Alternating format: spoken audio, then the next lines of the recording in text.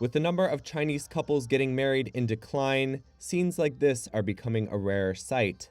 Less matrimony is a worrying trend for wedding planners in China, an industry estimated at almost $500 billion just 3 years ago.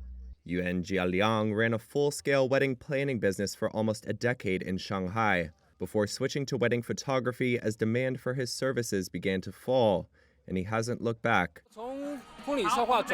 In the process of switching from wedding planning to wedding photography, I started to realize that actually couples' demands for photography and videography will not change.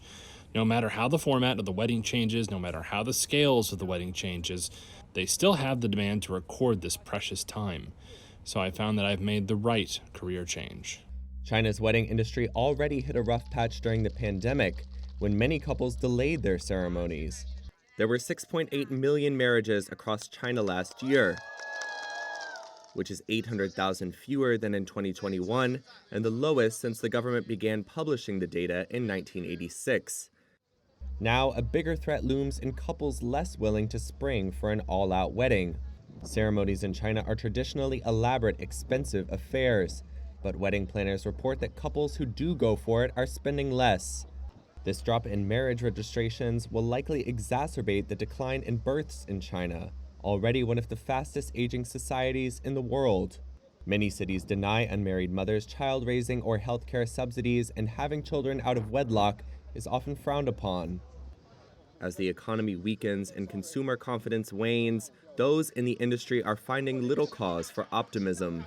The whole environment has contributed to the fact that the wedding industry is not very prosperous now. I was probably hopeful for another big industry climax, but now I'm more worried than optimistic about the prospects.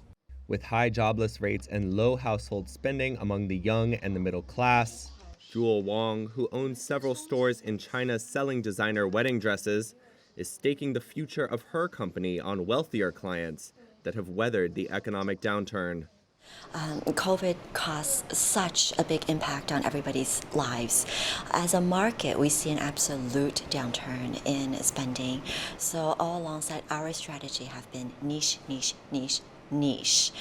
We don't want to flow with the broader market because we don't think that's in a good place to go.